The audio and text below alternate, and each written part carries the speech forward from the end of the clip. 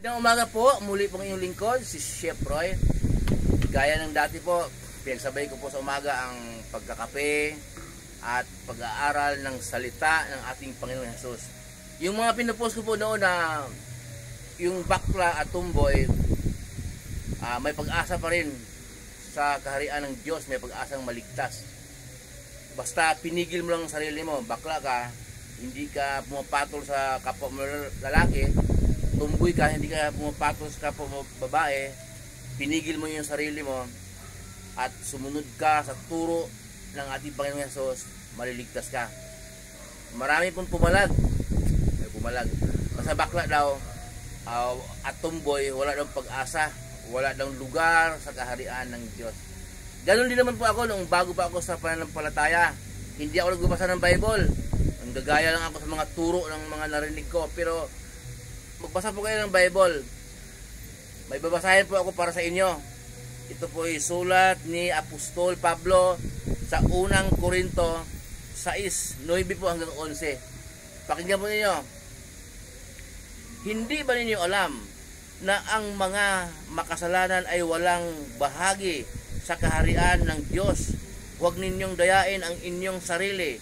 Ang mga nakikiapid, sumasamba sa Diyos-Diyosan, nangangalunya, nakikipagtalik sa kapwa, lalaki o babae, nagnanakaw, sakim, naglalasing, nanglalait ng kapwa, o mandaraya ay walang bahagi sa kaharian ng Diyos. Yun po sa 10. Ituloy ko po sa 11. Ganyan ang ilan sa inyo noon, subalit nilinis na kayo sa inyong mga kasalanan at ginawa na kayong banal ng Diyos. Pinawalang sala na kayo sa pangalan ng Panginoong Hesukristo at sa pamamagitan ng Espiritu ng ating Diyos. Tingnan po inyo. Bakla ka man, sabi ko, kapag hindi ka pumapatol sa kapwa mo lalaki o tomboy ka man, hindi ka pumapatol sa kapwa babae, may pag-asa ka sa kaharian ng Diyos.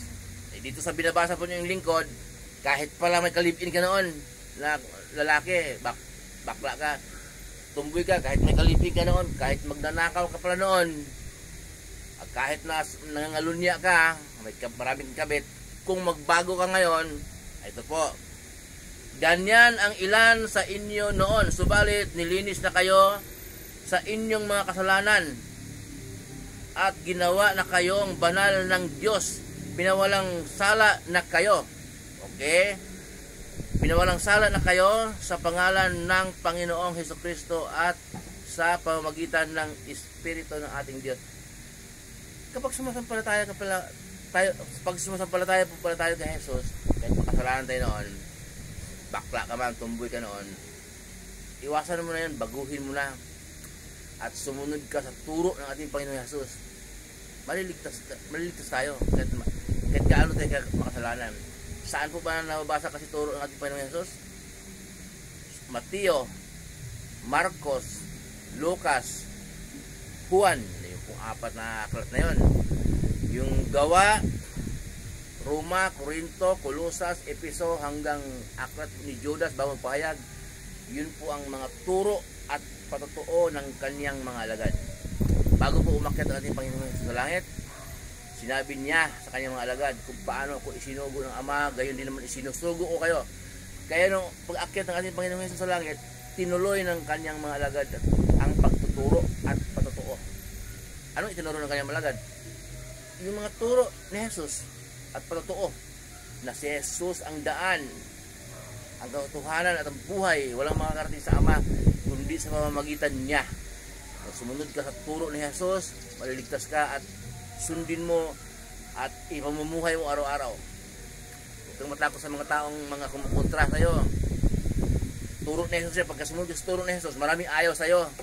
Yung mga mandaraya dyan, mga lamang sa kapwa, maninira, mga kung ano-anong mga pinagagawa, ayaw sa'yo. Pero ipaliwanag mo sa kanila, maniwala sila o hindi. Turo ni Jesus yun eh. Wala kang pananagutan sa Diyos. Okay? Pagkatapos ko noon, tayo ay mapawalang sala. Lilinisin tayo sa dugo ng ating Panginoong Hesus. Ang ating Panginoong Hesus at ang kanyang mga alagad, sila lang po ang mangangaral. Ang kanilang mga pangaral nakasulat na sa Bible sa mga binabanggit ko, mula Mateo hanggang Aklat ni Judas bago pahayag. Si Jesus lang po at ang kanyang mga alagad ang mangangaral. Binasa ko po at pinaalala kasi maraming hindi nagbabasa ng Bible na nagmamarunong, nakikinig lang, akala mo marunong na, nakikinig lang sa mga ibang turo. Yung turo po ni Jesus, kung ang nalalaman mo wala sa turo ni Jesus, kabilang ka sa Antikristo. Sabi ng mga alagad niya noon, ngayon man, kahit noon pa pala, may mga Antikristo. Ano yung ibig sabihin ng Antikristo? Kontra kay Jesus, kontra sa turo ni Jesus. Kung wala pa sa turo ni Jesus, Antikristo po yan. Yung turo po ni Jesus ang ating susundin. Sabi nga ni Jesus, mas sinusunod pa ninyo ang sa Marcos 7:7. Hindi sinusunod ang utos ng Diyos, sinusunod din ang tradisyon ng mga tao. Ayun. Hindi ko nabanggitin po. Binabanggit ko na madalas yung mga tradisyon ng mga tao na nakasanayan natin. Muli po yung lingkod, si Chef Roy. Pagpapalain po tayo ng Diyos. Iingatan po tayo ng Diyos at sasamahan tayo ng Diyos kahit saan po tayo lalakad. Manalangin po tayo bago tayo umalis.